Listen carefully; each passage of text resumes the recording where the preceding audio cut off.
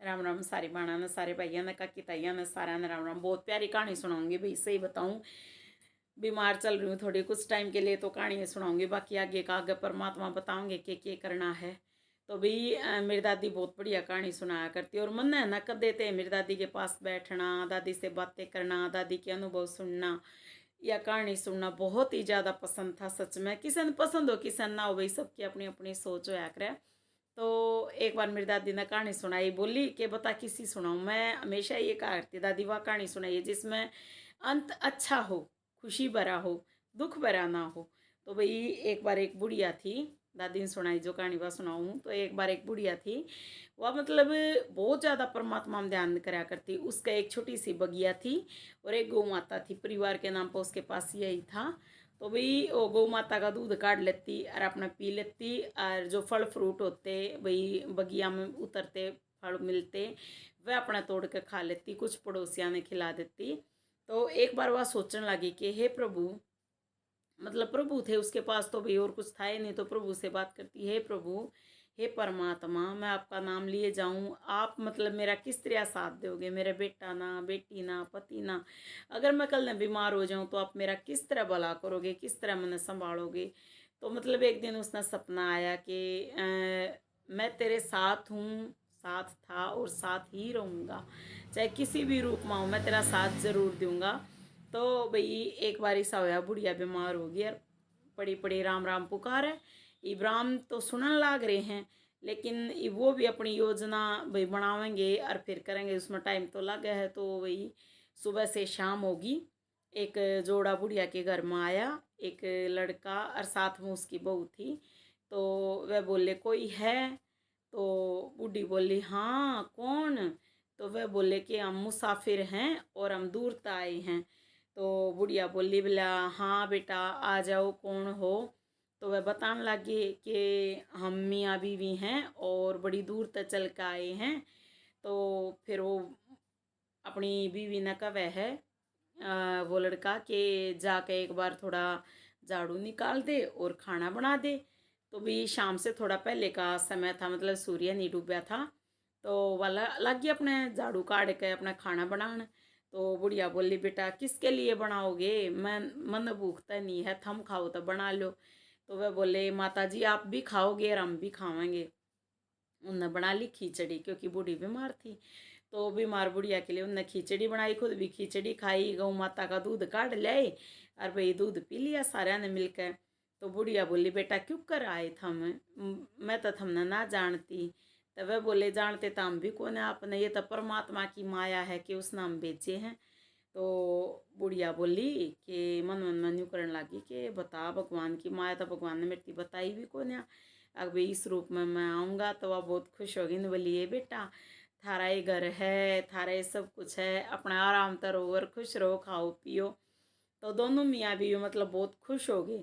फिर मैं अपनी बताने लगे बोला माता जी हम मतलब वैसे तो परिवार सही है, खाना पीना सब कुछ अच्छा था भाई, तो कोई दिक्कत नहीं थी, लेकिन हमारी कोई औलाद नहीं।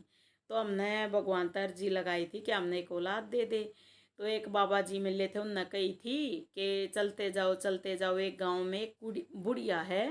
तो वह बुढ़िया मतलब कमज़ोर हो रही है और उसका कोई औलाद नहीं, उसकी सेवा करो, उसकी सेवा तो भगवान हमने संतान देंगे।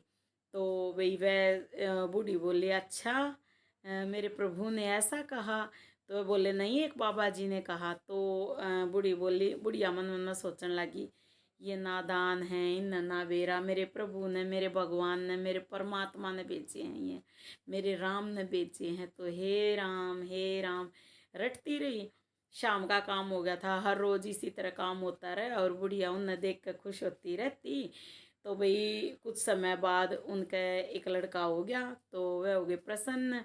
तो वह बोले माता जी हम चलें। तो बुढ़िया बोली नहीं बेटा इस तरह नहीं जाओगे, अब जब तक मैं जिंदा हूँ इसी घर में तुम रहोगे, उसके बाद कहीं जाना कुछ करना कोई दिक्कत नहीं, और परमात्मा ने अगर तुम्हें संतान इस घर में दी है तो इसी घर में तुम रहो। तो वह दोनों मतलब उनकी बूढ़ी माता की सेवा करने लगे और अपना उड़े सुखते रहने लगे। तो देखो भाई परमात्मा ने उनते ही संतान देनी थी, और बुढ़िया जो माता थी बूढ़ी माँ उससे ही मतलब सेवा करवानी थी, उसकी सेवा मतलब बढ़िया तरिया होती रही। और फिर भी मैं अपने सुख ते रहने लगे। तो देखो, लो राम का नाम, बन जाएंगे सारे बिगड़े काम। बिल्कुल सच्चाई है भाई, इन्हें मत सोचियो कि भैया वैसे ये कह रही है। ये जो माला है ना, ये मेरी बहुत टाइम की रखी थी मैं, है ना। मतलब कई बार ऐसा हो रहा, हम परमात्मा ने याद करें ना तो हमने वह चीज़ मिल जाएगा जो हम चाहें। तो बचपन में मैं एक बार है ना एक जगह जिमन गई थी, मतलब स्कूल में तय जो कर बाणिया थे हमारे स्कूल के पास। तो उसमें मतलब एक मतलब आन लागी आंटी, वह बोली कि स्कूल में आकर बोली कि जिमानी है, लड़कियां भेज दो 6।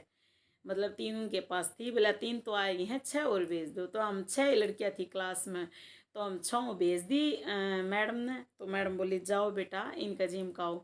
तो ऐसी माला मिली थी वहाँ। तो मन वह माला बहुत प्यारी थी सच में।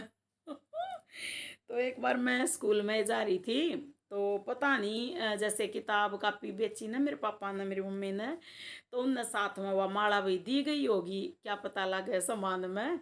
तो मैं बहुत रोई कि हाय माला नहीं मेरी माला, मेरी माला। तो मैं न्यू करती है भगवान मैंने एक माला दे दे। तो उस टाइम मतलब एक आंटी जी ने मेरे को यह माला दी थी। और यह माला उसके बाद मैंने संभाल कर रख रखी थी। और इसका ना एक एक मोती सफ़ेद है बिल्कुल, देखो कितना सुथरा चमका है। तो बिल्कुल ऐसी माला जो मेरी गई थी ना, या वापस मिल गई। तो जब हम परमात्मा तय कुछ भी मांगे हैं सच्ची आत्मा तक, तो हमारी जोड़ी जरूर भरे हैं। बस अगर कुछ नहीं मिलता ना, तो इसका मतलब हमारी भक्ति में कमी है। और अब तो ऐसा समय आ रहा भाई, मेरे मन में कोई मांग कुछ नहीं है। परमात्मा तो बस हाथ जोड़ के ये है कि सब ने ठीक ठाक रख परमात्मा, हम भी खुश रहें और हमारे अपने पराए जो भी हैं सब खुश रहें, क्योंकि सबकी खुशी में ही हम सबकी खुशी निहित है।